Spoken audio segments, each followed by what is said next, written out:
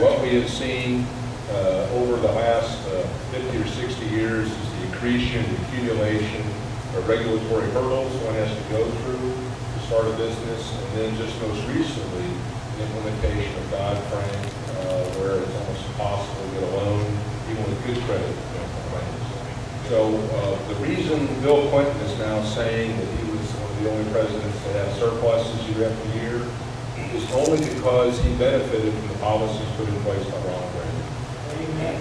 When he released the economy from federal oversight, when he deregulated large swaths of the American economy and industry, it freed up the innate creativity, innovation, and entrepreneurial spirit of the American people. So the best way to create jobs is to keep the federal government out of the way. To let bankers do what bankers want to do, and it's give money to people who are willing to start businesses, create jobs, produce new products, provide options to the marketplace and opportunity for those who want to find jobs. So again, good question, complex answer. Simply put, you just have to reduce government intrusion, and the strictures have been placed on the United States banking system that allow them to extend loans that most small businessmen need to get started, as well as decrease the cost of doing business like Obamacare and other types of compliance and the requirements that the federal government has imposed. Dwayne Pettigrew. This is easy for me because I've been in business almost 30 years, and Dakota hit on this, but first of all, you've got to peel back the regulation. And I say peel back because you cannot just wholesale eliminate the regulation. It came to us in layers, it's got to be peeled back in layers. What do I mean by that? Well, you've had state regulation on certain entities and certain issues for numbers of years.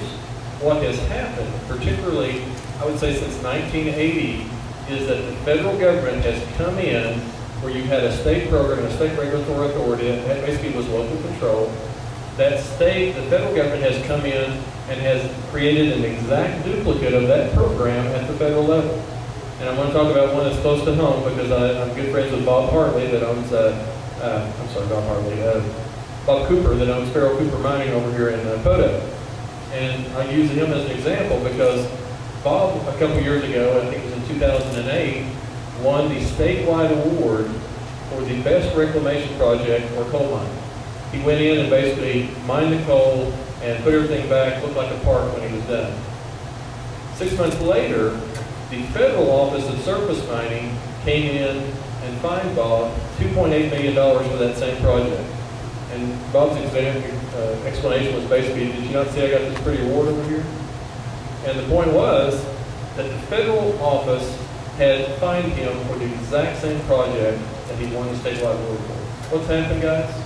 We now have created excess regulation at the federal level that we used to just have at the state level. And that's happened in every aspect of every type of business regulation that goes on. Now you deal with federal regulators that come in and tell you how to run your business that didn't exist 20 or 30 years ago.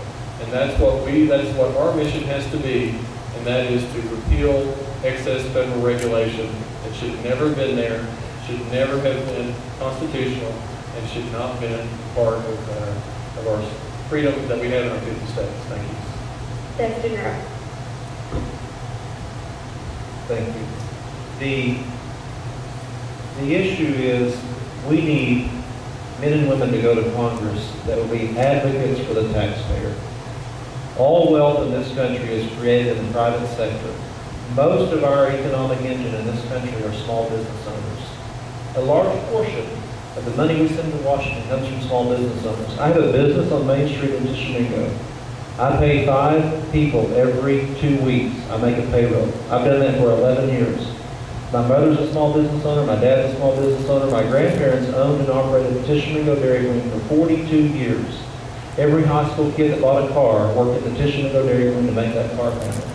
I knew every winter it was tough. People don't buy ice cream at Christmas time. If we could make it through Christmas, we knew how to squeeze together and get through. We knew the warmer days would bring up the sales.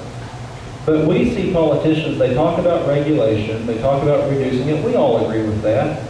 But yet we want to put our hand out when we want something from our federal government or when we want a bailout. And I believe that our federal government is inherently limited. If you read the Constitution is to protect the people from the government. That's why it's written. And if we will get the federal government to restrict that and to provide a national defense to protect our freedoms, it will allow the small business owners and those who make payrolls to do what they do best. You know, when you write a check, if you have an employee, and I know because I've made a payroll for 11 years, you pay their salary, you pay half their Social Security tax, you pay half their Medicare tax. How many of you know what I'm talking about? It's expensive. And we send that money to Washington, and what do they do with it? The reason President Clinton had a surplus is because his numbers used the Social Security surplus to increase the budgetary numbers. That's why we had a surplus. If you take Social Security out of those numbers, we never had a surplus in the 90s. Congress has dropped all that money from the small business owners paying it in. We need advocates in Washington for the taxpayer. And that's what I'll be if you send me to Washington. Dwayne Thompson. Certainly the Constitution is our guide. I don't know where, other than just commerce, making sure that the states don't just cheat one another, as far as trade and some exports. Other than that, we've got to get back in the states' hands.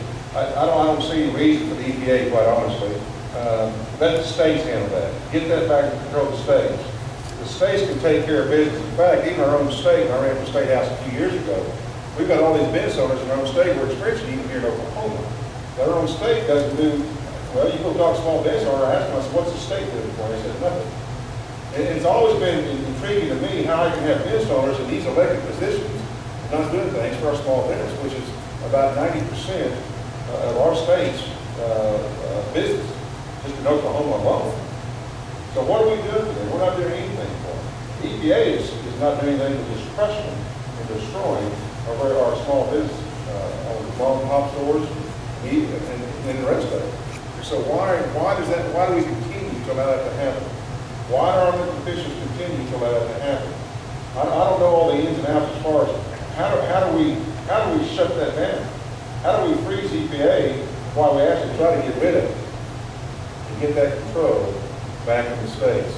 Because when it gets back into we the people, we the small business owners, we know what to do.